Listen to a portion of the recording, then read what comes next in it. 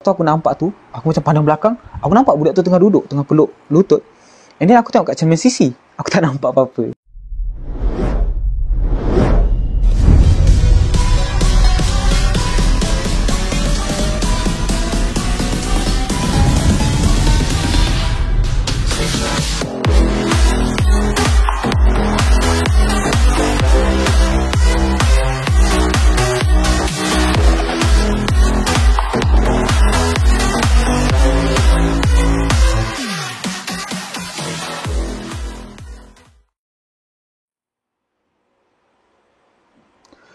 Assalamualaikum, selamat malam dan selamat kembali dalam Physics Cream Malam Sepi berteman kembali. Hai guys, aku harap korang sihat-sihat belaka sepanjang ketiadaan kita orang selama 7 bulan. Aku rasa since daripada video lepas, which is kisah seram raya tu, aku rasa ada di antara korang yang dah tahu aku dah start kerja. So most of the time aku akan balik daripada kerja, makan, rehat, tengok phone, tidur and repeat benda yang sama untuk keesokan harinya. So aku minta maaf sangat-sangat sebab kita orang dah kurang masa dengan korang. Which is kadang-kadang aku pun lupa yang aku ada DM nak kena balas dekat Instagram tu. Aku ada komen korang dekat YouTube yang aku kena balas. Aku minta maaf sangat-sangat. Aku dengan Zikri as Physics Cream, kita orang minta maaf sangat-sangat. Dan malam ni pun Zikri tak ada dengan kita. Dan aku harap korang bersabar kepada peminat Zikri. Aku harap korang boleh stay tune dengan aku. Sebab Zikri sedang melanjutkan pelajaran dia di peringkat degree dekat salah satu IPT di Malaysia. IPT mana kita rahsiakan. Dan ini adalah penampakan atau rupa dia yang latest kita dapat dari sana. Disclaimer, perbahasan kita ni hanya tertumpu pada orang perempuan je tau. Sebab korang tahulah, laki mana boleh pakai inai. So laki kat luar sana jangan ngada-ngada nak pakai inai. Jangan sengaja korang jadikan diri korang tu pon. Dan tanpa berlama-lama, jom kita bahas pasal dalil dan juga hukum dia. So, kalau korang tengok daripada baju aku ni, mungkin korang dah expect video ni adalah video apa? Yup, Physics Bedtime Story. Sepatutnya. Kalau korang yang mengikuti Physics Cream sedari dulu lagi, korang akan tahu yang Physics Cream dan Physics Bedtime adalah dua perkara berbeza. Which is Physics Cream adalah di mana kita akan kongsi 3 kisah seram dalam satu kompilasi, satu malam. Tapi untuk Physics Bedtime lebih pendek video dia, which is satu kisah, satu malam untuk mereka yang tak banyak masa tapi still nak dengar Physics Cream. Dan sepatutnya, kalau korang tengok daripada baju aku, kita akan buat Physics Bedtime lah, which is kisah seram pendek untuk satu malam. Dan esok pun aku kerja, so sepatutnya begitu. Tapi entah kenapa aku rasa macam malam ni aku teringin sangat nak lepak dengan korang. Aku teringin sangat nak bercerita, nak update apa yang berlaku sepanjang ketiadaan kita orang kan. And aku harap korang boleh bersabar dengan kita orang yang sekejap ada, sekejap tak ada ni. Dan terus menjadi Kimbayo yang setia. So dengan itu, plan berubah daripada Physics Bedtime Story. Kita akan lanjutkan dengan video Physics Cream, which is kita akan kongsi 3 kisah seram dalam satu malam. Which is malam ni ada satu kompilasi istimewa yang kita nak share sebab kita baru je menyambut tahun baru Cina. Dan mungkin ramai dekat luar sana yang teringin juga nak tahu kan. Macam aku sendiri, aku pun teringin juga nak tahu. Kalau Melayu, kita ada Han, yang kita tak boleh sebut sebab kita dah tengah malam ni. Han Poco, okay. Kita ada Kak Ponti. Kita ada Jembalang dan sebagainya. Tapi macam mana dengan bangsa-bangsa lain? India contohnya. Diorang ada apa? China. Diorang ditakutkan dengan entiti apa? Dan malam ni, kita akan kongsi sebuah kompilasi istimewa kalau dunia kita ada bangsa bersatu. Tapi malam ni, kita nak kongsi sebuah kompilasi istimewa bangsa-bangsa berhantu edisi China.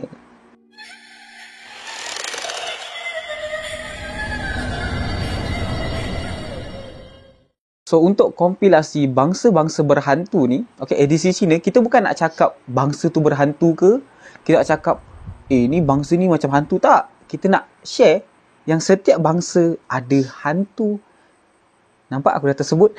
Kita ada Han yang tersendiri. Sebenarnya aku nak share dengan korang banyak lah benda yang berlaku sepanjang 7 bulan kita tak ada ni. Tapi benda tu kita akan gali lebih dalam waktu mungkin next video. Tapi just untuk korang punya information, ada fans. Apa boleh cakap fans kan? Ada macam subscriber, okay? Ada Kim Bayo yang menyapa aku, ada tegur aku dekat tempat kerja. Hadiah daripada Singapura pun kita belum unboxing lagi. And ada something yang aku nak kejar dalam bulan 2 ni. Okay? Something yang aku nak capai lah. Tapi aku harap dia tercapai supaya aku boleh tamatkan zaman bujang aku. Tak, belum sampai situ lagi.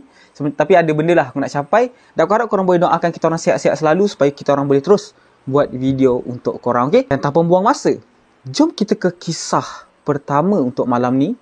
Sebuah kisah urban legend daripada negara China tu sendiri. Sebuah kisah yang aku bagi nama Midnight Bus 375.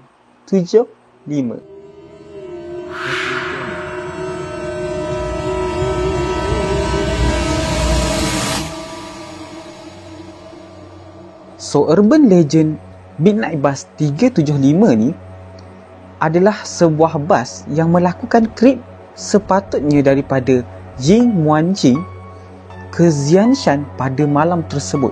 Dan kalau tak silap akulah, okay, Xianshan sepatutnya menjadi destinasi terakhir dorang. Tapi siapa sangka malam tersebut adalah sebenar-benarnya destinasi terakhir bas 375. So, Midnight Bus 375 ni pun memulakan perjalanan diorang daripada Yingmuanjing dengan mengambil beberapa penumpang sepanjang perjalanan tersebut, which is pasangan kekasih, dan seterusnya berhenti ke satu tempat perhentian bas mengambil seorang makcik dan seorang pemuda yang berusia dalam 20-an. So, sampai di tempat perhentian bas, pintu pun terbuka.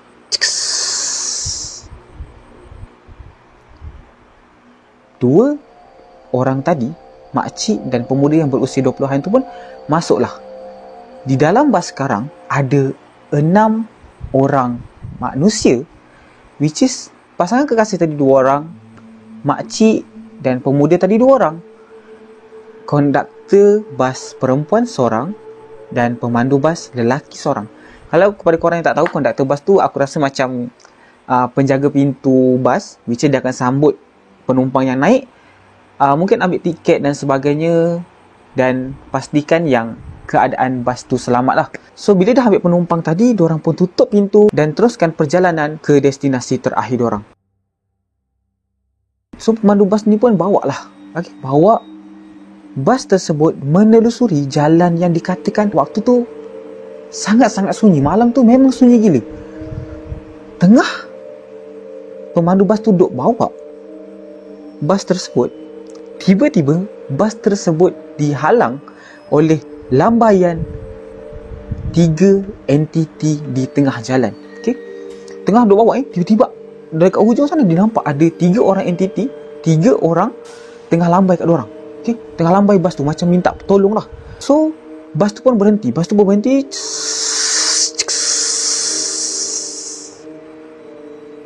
Dan dia tengok, diorang amati 3 entiti tadi. 3 tu berpakaian kuno tau. Pakaian kuno daripada dinasti Jing, kalau tak silap aku. Which is pakaian kuno yang korang selalu nampak macam orang-orang dulu yang pakai baju Cina. And then dia ada banyak perhiasan kat baju diorang.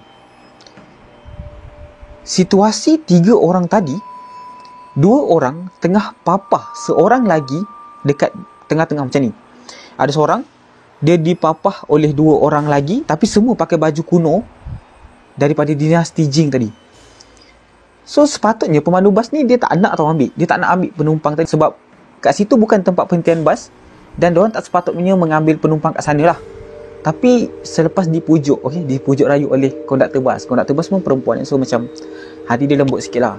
Dia pujuk lah, okay, nak dijadikan sini dia pujuk. Konduktor bas ni dia cakap macam, ambil je lah, kita ambil je penumpang ni, kita ambil je diorang. Sebab diorang merupakan bas terakhir malam tu.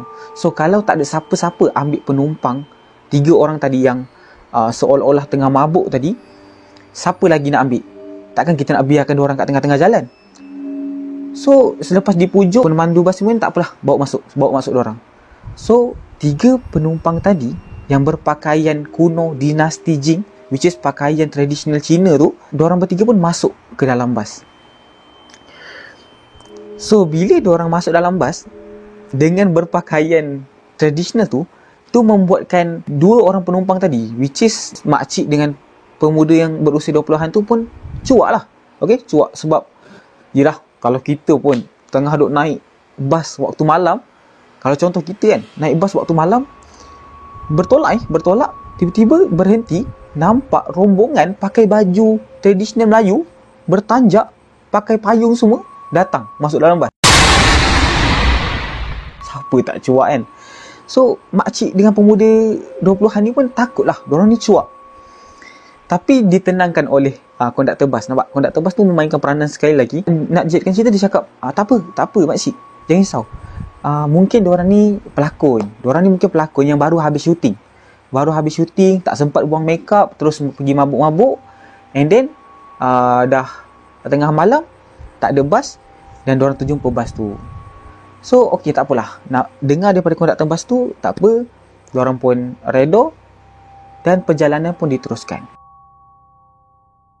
Untuk pengetahuan korang, pasangan kekasih yang aku cerita dari awal dah pun turun daripada bas, yang mana menjadikan dekat dalam bas tu sekarang hanya ada pemandu bas, konduktor bas, 2 orang penumpang dan 3 entiti penumpang yang masuk tadi. So tengah pemandu ni pun teruskan perjalanan diorang ke Xianshan, which is destinasi terakhir diorang. Tengah duduk bawa, tiba-tiba makcik ni jerit. Dia pergi jerit. Aku ingatkan, aku dengar masa aku baca cerita ni, dah kenapa makcik ni jerit? Dia nampak something ke kat 3 orang penumpang tadi kan? Rupanya tak. Okay, rupanya lain kisahnya. Makcik tu mendakwa yang pemuda yang duduk dekat dengan dia tu, sebab diorang tak kenal, tapi diorang duduk berdekatan lah. Dia kata pemuda tadi, 20-an tadi, rembat wallet dia, ambil duit dia. Yang si lelaki ni dah gelabah macam apa ni makcik, janganlah tuduh-tuduh macam ni kan. Tapi makcik ni berkeras yang lelaki ni ambil, dan dia kata kalau tak pulangkan balik dompet dia akan bawa ke pihak polis. So disebabkan pergaduhan tersebut berlarutan, maka diorang ditinggalkan dekat tepi jalan. Okay, nak settle lah, tapi kena keluar daripada bas, kalau tak bising nanti kan. So diorang pun turun daripada bas untuk selesaikan masalah diorang, dan bas 375 pun beransur pulang. So yang pemuda tadi pun dah tengah bengang ni kan, dia cakap kat makcik macam, cepat makcik, tadi kata nak bawa pergi balai, saya tak kisah sebab saya tak salah. Makcik nak selesaikan, jom kita bincang elok-elok, kita pergi kat balai polis. And then makcik tu, apa yang mengejutkan adalah makcik tu cakap, sebenarnya makcik dah pun selamatkan nyawa kamu. Lah ini pelik lah, tadi cakap ni dompet hilang, lepas tu ni cakap apa pula dah selamatkan nyawa, apa benda makcik ni kan. Tahu dah tua, tahu, tapi agak-agak lah sikit. So makcik ni cakap sebenarnya, okay, ini the truth lah. Makcik tu cakap, sewaktu 3 orang berpakaian kuno dari dinasti Jing tu masuk, makcik tu perasan ada angin tau, macam ikut diorang sepanjang, macam kalau diorang lalu macam ada angin dekat 3 orang tu. Dengan wajah yang pucat, makcik tu, sebab mungkin makcik ni kuris dengan 3 orang tadi, betul ke diorang ni aktor, betul ke apa. Mungkin makcik tu pandang atas bawah, pandang atas bawah, betul ke, muka pucat, seram lah, mata lebam macam tu kan, mata lebam. Pandang daripada atas ke bawah, scan daripada atas ke bawah. Makcik tu perasan 3 orang pemuda tadi tak ada kaki. Diorang tak ada kaki, seolah-olah diorang naik bas tu terapung. Diorang terapung berjengkit terus ke tempat duduk belakang bas. Sebab tu makcik tu cakap yang dia dah selamatkan. Kalau tak, kita tak tahu apa yang jadi kat dalam bas tersebut. Bercakap mengenai Midnight Bus 375 sangat kena dengan kisah ni, sebab sekarang dah pukul 12.36. Tak, 12.46 baik. Okay, 12.46. So balik pada kisah balik pada makcik dan pemuda tadi, diorang pun macam okey, ni dah lain dah. better kita report kat polis. So, diorang pun pergi ke balai polis and ceritakan apa yang berlaku. Dan guess what? Polis dekat sana tak percaya dengan kisah makcik dan pemuda tadi. Sehinggalah keesokan harinya, Midnight Bus 375 hilang, tidak dikesan. Sehinggalah pada 3 hari operasi pencarian, diorang temui bas 375 terjatuh ke empangan, kalau tak silap aku nama dia Empangan Muyen. Dan selepas diangkat bas tu kan, dalam empangan yang berair tu diangkat, kemudian diinvestigate, disiasat, diorang temui dalam bas tersebut ada konduktor bas, pemandu bas, dan seorang lagi lelaki, mayat lelaki yang tidak dikenal pasti. Yang tu aku tak tahu siapa, tapi mana 3 orang yang berpakaian kuno tu? Itu bagi aku macam okey, kalau dengar urban legend macam tu macam okey lah, boleh lah kan. Tapi apa yang mengerikan, apa yang menyeramkan bagi aku adalah fakta ataupun perkara yang diperoleh, maklumat yang diperoleh daripada hasil siasatan, which is yang pertama, perjalanan bas 375 tak sepatutnya melalui Empangan Muyen. Dia tak sepatutnya pergi situ. Tapi kenapa dia pergi situ? Yang kedua, sepatutnya minyak dalam bas 375 tak cukup pun nak sampai dekat Empangan Muyen tu. Patutnya tak cukup sampai. Tapi sampai dan akhirnya diorang terjatuh. Ketiga, tangki simpanan minyak yang diorang siasat tu, dalam tu tak ada minyak, tapi ada darah. Dalam tu penuh dengan darah, bhai. Dan selepas diorang cek CCTV sepanjang perjalanan bas Midnight Bus 375 tu, diorang dapati yang langsung tak ada footage bas 375 tu melalui jalan. Aku tak tahu. Dan diorang pergi soal siasat balik makcik dengan pemuda tadi. Dan apa yang mengejutkan, diorang berdua pun tak ingat apa yang terjadi malam semalam. Seolah-olah Midnight Bus tu memang tak pernah berlaku. Peristiwa Midnight Bus ni tak pernah terjadi. Dan dikatakan dekat perpustakaan negara diorang pun, bila diorang cari balik pada tanggal 14 sampai 17 bulan something, which is kejadian tu berlaku, diorang tak temui apa-apa maklumat yang berkaitan Midnight Bus 375, which is sebuah urban legend yang cukup menyeramkan. Sebab kalau kita urban legend, kita ada macam tak banyak pasal kenderaan, tapi kita dapat tambah satu, which is Midnight Bus 375. So macam best ke tak best urban legend 375 ni?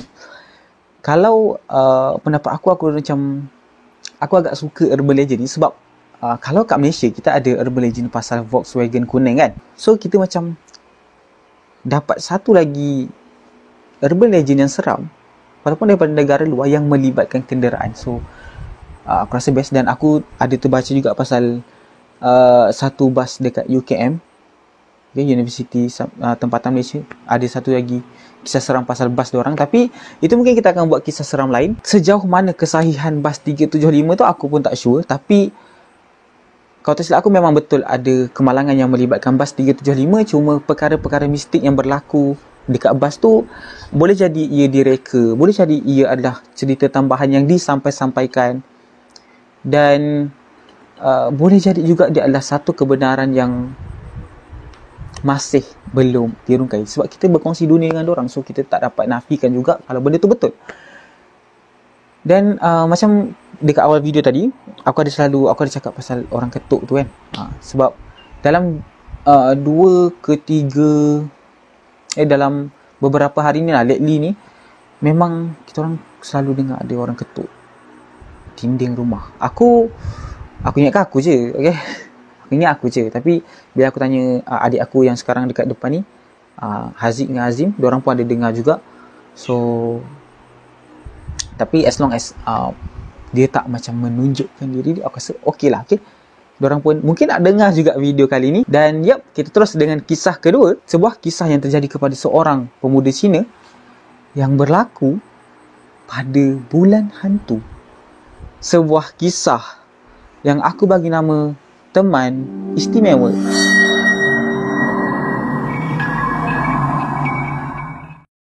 So, kisah Teman Istimewa ni terjadi kepada seorang pemuda Cina yang aku expect lah dia punya usia dalam 20-an. Okay? Aku minta maaf kepada Kim Bayu semua yang tengok ni. Okay? Kepada korang semua. Kalau nama korang kita tak gunakan dalam video kali ni sebab video kali ni banyak pasal Cina kan. So, kalau aku pakai tiba-tiba, ni pemuda Cina tapi nama dia Ahmad. Macam pelik lah pula kan. So, aku terpaksa mengambil nama-nama yang lebih kurang sama dengan bangsa tersebut. So, aku minta maaf sangat-sangat. Mungkin kita akan guna nama korang dalam next video. So, jangan lupa submit nama-nama korang dekat kita orang sebab aku akan list nama korang insya-Allah dan kita akan masukkan dalam video-video Fidget Scream yang seterusnya. So, berbalik kepada kisah Teman Istimewa ni, nak dijadikan cerita, kisah ni berlaku pada bulan hantu, which is menurut kepercayaan orang Cina. Betul kan aku kalau salah? Menurut kepercayaan orang, bila bulan hantu ni tiba, the gate of hell, which is neraka tu, menurut kepercayaan orang. So, korang yang Islam jangan pula taksub dengan benda ni Menurut kepercayaan orang Cina, bila bulan hantu tu tiba, pintu neraka ni dibuka. So, roh-roh orang yang dah mati akan kembali ke dunia dan bergentayangan, maybe nak lawat family dorang, maybe nak tengok apa yang jadi dekat dunia ni, something macam tu lah. Okay? Tapi menurut kepercayaan dorang akan datang and bergentayangan di bumi. Dan sepatutnya kalau kita tengok daripada situasi bulan hantu tu, sepatutnya ramailah orang akan duduk kat dalam rumah je kan. Tapi berbeza dengan pemuda Cina ni yang kita bagi nama dia Aaron. Aaron sebaliknya, dia keluar rumah dan bawa awexnya, okay, awex dia, which is kita ambil nama Alice. So, Aaron ni dia pergi bawa awek di Alice untuk pergi karaoke pada malam tersebut di salah sebuah tempat hiburan karaoke lah. So, dia pun bawa, okay, dia bawa keluar awek dia and pergi kat tempat karaoke, daftar nama, book bilik and mulakan sesi karaoke diorang. So, tinggallah Aaron dan kekasih dia, which is Alice ni, dekat dalam bilik tersebut menyanyi dan berhibur. Dalam 1 ke 2 jam, okay, selepas diorang dah puas menyanyi, makan, minum, bersembang, berhibur pada malam bulan hantu tersebut, diorang ni pun decide untuk balik dan of course kena bayar bilik yang diorang tempah tersebut. So, diorang pun dah habis bergelak ketawa, datang dekat kaunter and then minta resit untuk dibayar. Selepas sesi pembayaran dilakukan, okay, nak dijadikan cerita, si Aaron ni tiba-tiba pelik. Dia tengok resit tersebut, dia tengok resit yang diorang dapat. Resit tersebut dicas kepada 3 orang. Masalahnya Aaron ni datang dia dengan awek dia Alice. Kenapa ada orang ketiga? Mana ada orang ketiga dalam cerita Cina ni kan? Selalu cerita Melayu. So, dia pun pergi refer balik dah dekat cashier tadi. Bang, I rasa you salah kira dah. You kira balik. I datang dengan awek I seorang je. Tak ada orang lain masuk dengan bilik kita orang. Dan cashier ni pun dia macam, bang, sekejap. Salah ni. Abang tadi datang, abang bawa 3 orang. Abang seorang. Ada 2 orang perempuan ikut abang masuk dalam bilik. Yang Aaron ni macam, you jangan main-main lah. I datang 2 orang saja, I dengan awek I. Tak ada orang lain. You salah kira. Lepas tu yang si cashier ni macam dah, betul ke ni? Okay bang, you relax sekejap. I check balik CCTV, kita tengok betul ke abang dengan awek abang atau kita ada 3 orang. Sebab I pun kerja mah, I kena betul-betul lah. Kalau tak, bos marah. Okay, you relax sekejap, I tengok CCTV. So, cashier ni pun dia check lah. Dia rewind balik CCTV tersebut, check betul ke Aaron ni dengan awek dia je. Dan Aaron datang dengan awek dia. So, mana ada orang ketiga kan? Tapi tak, ada yang ketiga. Sebab waktu Aaron datang, dalam CCTV tu tunjuk Aaron ni datang, dia, awek dia, dan dekat belakang ada seorang perempuan yang follow dia berpakaian baju merah. Kenapa aku rasa macam timur ramai? Ada perempuan pakai baju merah, baju tradisional Cina, rambut panjang babe. Rambut panjang. Yang tu aku macam, oh okey tak apa. Tapi masalahnya dia ikut Aaron masuk dalam bilik karaoke tu. Aaron duduk, sebelah dia awet dia, sebelah dia perempuan yang pakai baju merah tadi. Kalau duduk steady tak apa babe. Perempuan ni dia duduk mencangkung dekat atas sofa tempat karaoke tu. Dia duduk macam ni. Duduk mencangkung. Lepas tu rambut dia ke bawah tau. Rambut dia ke bawah. Bukan 1 ke 5 minit, 2 jam. Perempuan tu just duduk, rambut ke bawah. Sepanjang 2 jam diorang berkaraoke, diorang berhibur. Dan bila Aaron tu keluar dengan awet dia, perempuan ni ikut. Perempuan ni pun ikut keluar daripada bilik. Dan sampai kat cashier, perempuan tu tak ada. So fahamlah si cashier ni yang betul lah Aaron ni tak tipu. Sebab Aaron ni betul dibawa teman istimewa dia, which is kekasih. Tapi dia dah pun menjadi teman istimewa kepada seorang lagi kekasih. So habis kisah kedua, which is teman istimewa dan moral yang kita boleh ambil of course. Jangan sesuka hati bawa anak dari orang keluar, okay? Kepada bagi kat luar sana, aku tahu korang baik-baik belaka, tak buat benda-benda yang sama, tapi kita just nak berpesan lah, okay? Kita tak boleh bawa awet-awet keluar, okay? Sebab of course ikhtilat dah tak jaga. And aku harap kepada korang yang nak mulakan perhubungan yang baik, which is nak berkahwin, jangan start dengan satu perjalanan awal yang tak baik, okay? Kita nak mulakan benda baik, tapi janganlah awal-awal tu kita start dengan benda yang teruk kan. InsyaAllah, okay, sama-sama kita berubah ke arah yang lebih baik, okay? Semoga konten Music Scream bukan sahaja menjadi sebuah perkongsian seram, tapi malah lebih daripada itu. So, habis untuk teman istimewa tadi, okay? Nampak? Bila ada 2 orang yang bukan mahram, maka datanglah orang ketiga. Dan persoalannya, orang ke? So jom kita terus ke kisah ketiga malam ni, which is kisah terakhir. Nampak sedar tak sedar dah kisah terakhir. Sekarang pukul berapa? Azim, sekarang pukul berapa? 1:05 minit, okay? Okay, kita kena cepat. Dah 1:05 minit sebab aku nak kerja esok. Dan bercakap mengenai kerja, okay, kita break time sekejap lah. Okay, break time sekejap. Aku bekerja di kawasan rumah aku je. Dan aku selalunya balik pada waktu malam tau, dalam 10:15 macam tu. 10 suku lah. So sampai rumah 15 ke 20 minit. Kalau sebab aku malam, aku suka santai, aku suka ambil angin malam. So nak dijadikan cerita, korang nak tajuk juga ke? Kalau nak tajuk, jom aku cerita, tapi kita letak tajuk.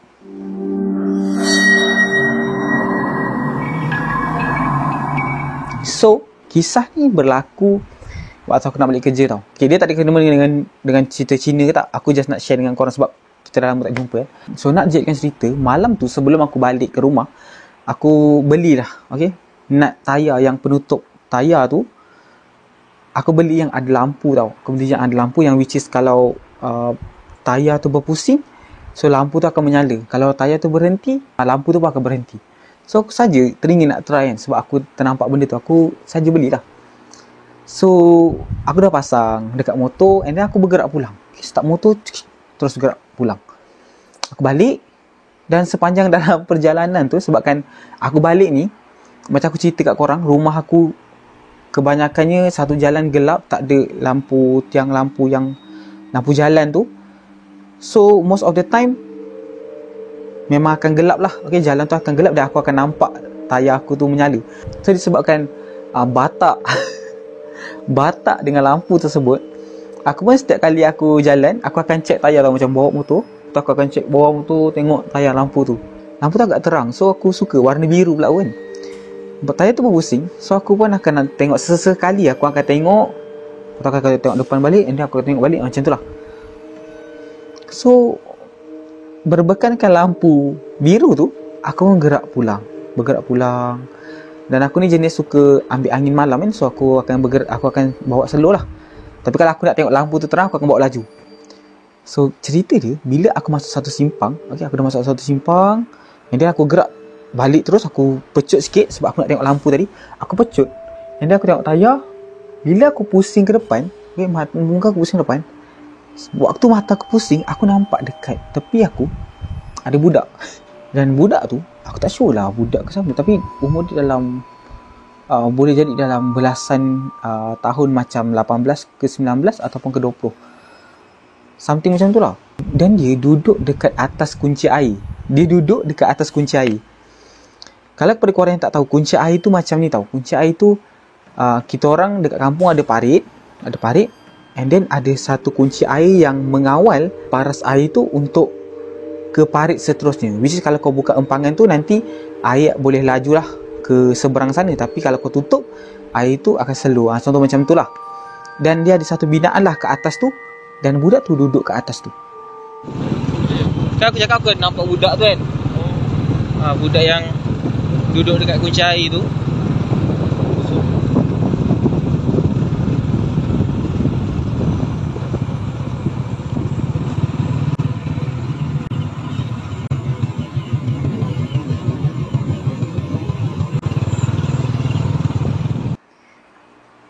Apa yang menyeramkan adalah lorong tu gelap tau. Lorong tu gelap macam motor. Aku bawa motor, lorong tu gelap.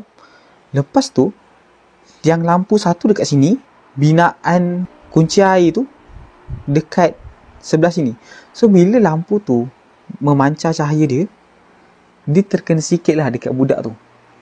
So waktu aku bawa pecut sebab aku nak tengok lampu, aku pandang depan, aku ternampak ada budak tu duduk. Okay. Aku ternampak budak tu duduk. And then aku bawa, aku terkejut. Aku pusing belakang. Aku nampak budak tu, dia duduk dekat atas kunci air sambil tangan dia berpeluk lutut. Dia peluk macam lutut. Lutut dekat sini, dia peluk.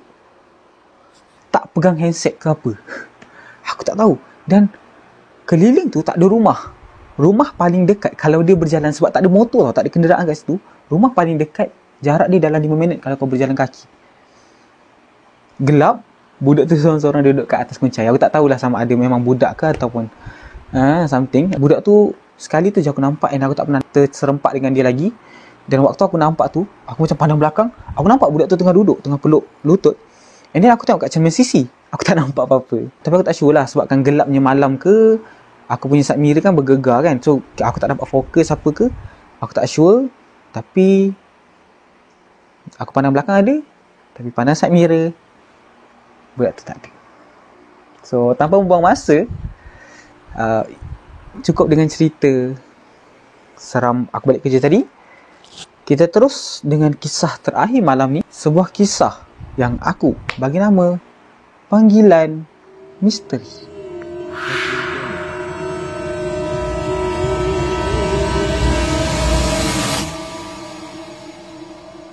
So, kisah Panggilan Misteri ni terjadi kepada seorang lelaki, which is Melayu tau, lelaki Melayu yang berkahwin dengan isteri dia daripada bangsa Cina. Tapi kisah ni berlaku kepada isteri dia lah. Dan sebabkan watak utama dalam kisah ni adalah isteri dia, kita bagi nama isteri dia Jane. So, nak dijadikan cerita, kawan kepada isteri dia ada buat majlis makan-makan lah. Ada buat satu majlis makan-makan, dan pasangan suami isteri ni, which is suami dan Jane, dijemput lah. So diorang pun makan, settle daripada event tersebut, diorang pun balik. Dan diorang dikabarkan diorang ada kerja dekat sekian tempat. So keesokan harinya diorang kena pergilah. So Jane dan suami dia pun bertolak lah ke tempat kerja tersebut.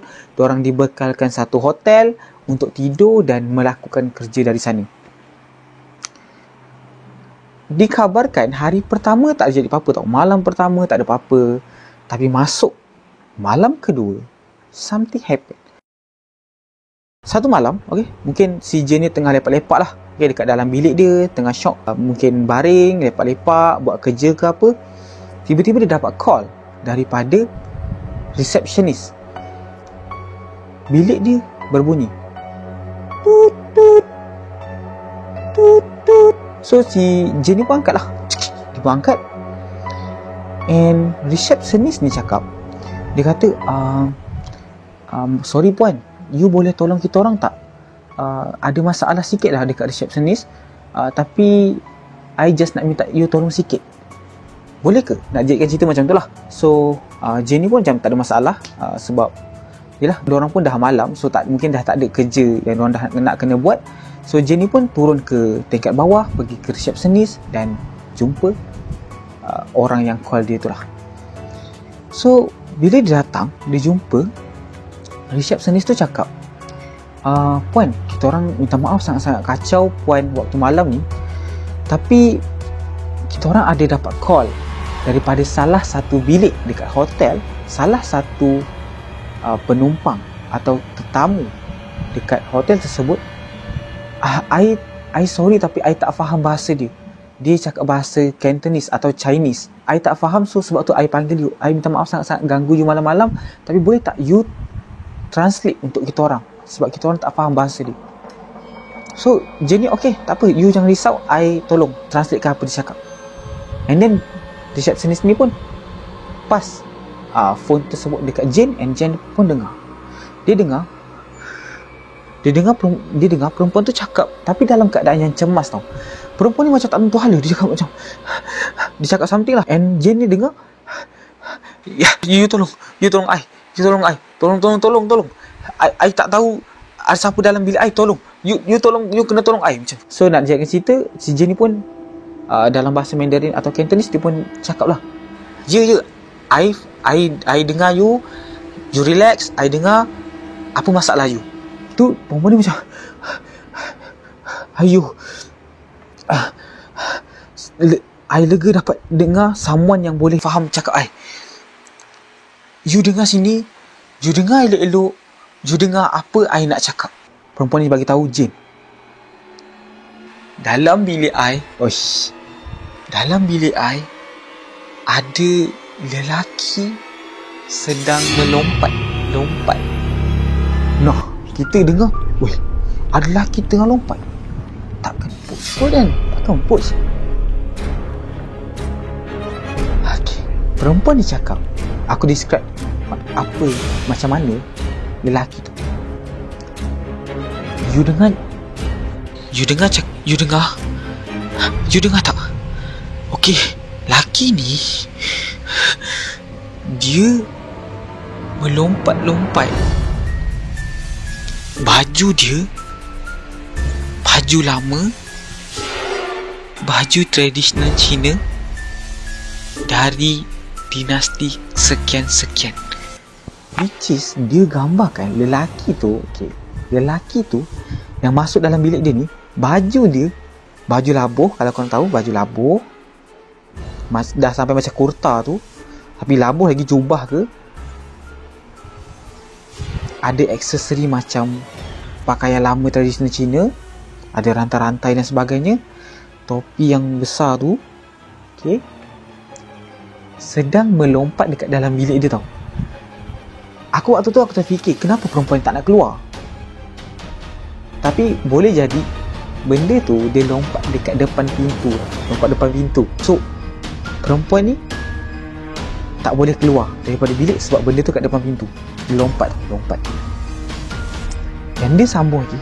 Dia cakap dekat Jane ni, lelaki tu dia muncul dalam bilik I, and dia lompat tembus dinding ke bilik lain. Wash. Dia macam ni tau. Kalau korang dapat gambarkan, perempuan tengah lepak dalam bilik, tiba-tiba ada lelaki muncul daripada dinding, lompat and terus ke bilik lain. Dan menurut kepercayaan orang Cina ataupun menurut budaya Cina, Han sebegini dinamakan Jiangshi, which is Han macam kita pocong tapi melompat-lompat dan sering digambarkan dalam movie-movie lah. Dan still, kenapa perempuan tu tak keluar daripada bilik? Sebab aku rasa, kalau aku jadi kat tempat dia pun aku tak berani nak keluar bilik, walaupun benda tu dalam bilik dan keluar. Sebab aku takut dia aware dekat kita punya movement. Contoh kalau kau nampak macam ular, contoh macam lipas, kan diorang bergerak, tapi kita pun senyap sebab kita takut kalau kita bergerak, diorang akan datang kat kita. kan. Dia macam kita takut kalau apa-apa yang kita buat akan datangkan tindakan. Macam kita bergerak sikit, dia datang kat kita. Aku rasa dia takut benda tu lah. Dia takut dia bergerak, tiba-tiba benda tu muncul balik. Macam tu. So sebab tu lah perempuan tu tak bergerak. Dan habis daripada peristiwa tu, aku rasa staff-staff hotel pun pergi kat sana dan bawa perempuan tu dipindahkan ke bilik hotel yang lain. Dan nak jadikan cerita, selepas peristiwa tersebut, Jane dia pun balik lah. Dia pun balik kat bilik dia. Dan dia ceritakan dekat suami dia apa yang berlaku. Dan disebabkan suami dia ni bangsa Melayu, suami tanya lah, Jiangxi ni betul ke? Betul ke? Dan Jane ni pun ceritalah salah silah daripada Jiangxi tu kenapa. Dan bila aku dengar, dia macam quite interesting. Dia macam tak adalah nampak macam mengarut sangat. Dia macam kita boleh faham juga. Dia still kind of sihir, something macam tu. Jiangxi, which is Han yang lompat ada tanda dekat muka dia tu, diceritakan pada zaman dahulu, which is dinasti something, berlaku peperangan. Berlaku peperangan di mana menyebabkan ramailah terkorban dan ramai mayat bergelimpangan. So of course sebagai keluarga, kita nak balik mayat tersebut untuk ditanamkan. Dan memang budaya orang dulu, kalau walaupun mayat tu dah mati, mayat tu perlu ditanam oleh ahli keluarga masing-masing. Tapi malang sekali sebabkan zaman peperangan kan, banyak orang yang tak mampu tanggung kos pengangkutan mayat tu, kos transportation untuk ambil mayat semua. Diorang tak mampu, so diorang hire bomoh untuk menggunakan sihir dia membangkitkan orang yang mati untuk berjalan sendiri. Nampak? Dia macam logik kan. Dia bangun, so bomoh dia pun buatlah ritual apa something, mayat tu bangun, lompat dan terus pergi balik ke family diorang untuk dikebumikan. Dan begitu, macam itulah salah silah dia. Dan mungkin disebabkan situasi tersebut, benda ni ambil kesempatan untuk menakutkan bangsa-bangsa Cina ni melalui benda yang diorang takut sendiri, which is Jiangxi tu sendiri, menjadi satu urban legend yang mungkin orang Cina takkan lupakan sampai bila-bila. So berakhirnya kisah panggilan misteri tadi, maka berakhirlah sudah satu lagi episod daripada Physics Scream. Thanks sebab teman aku malam ni, bersama dengan Azim Haziq, dan juga walaupun Zikri tak ada, and sepatutnya aku takut nak buat video seorang-seorang. Sekarang pun dah nak dekat pukul 2 kan. Tapi adanya korang sebabnya menjadi semangat aku untuk record video malam ni. Aku harap korang boleh terus bersabar dengan kita orang yang sekarang kesuntukan masa, kurang tenaga. Tapi aku harap kita dapat buktikan sama-sama kepada dunia yang kita pun mampu bersaing dengan YouTuber-YouTuber lain di luar sana. So doakan yang baik-baik untuk kita orang. InsyaAllah aku harap banyak lagi konten yang kita orang dapat sajikan kepada korang. Aku tak mention langsung daripada awal. Jangan lupa like, comment and share. Jangan lupa subscribe, hit notification button supaya korang tak terlepas satu pun video daripada Physics Scream. Jangan lupa turn on notification button tu tau. Takut kalau kita keluar video, korang tak perasan ke apa, kan dah terlepas satu lagi episod. And walaupun tadi macam ada struggle sikit nak set up tempat kan, tapi aku rasa tu macam puas lah sebab aku dapat jumpa korang malam ni. Sebab korang merupakan satu community atau someone yang aku harap aku tak akan hilang sampai bila-bila lah. So thanks sebab menonton. Dan macam biasa, semoga berjumpa dalam episod yang akan datang. Dan semoga hidup korang terus dihantui mimpi ngeri yang indah. Kamsahamnida. Miane. Annyeong.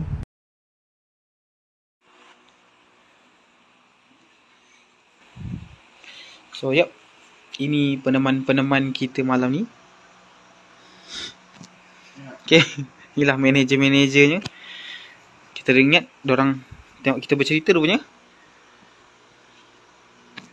Push rank lu. Push rank.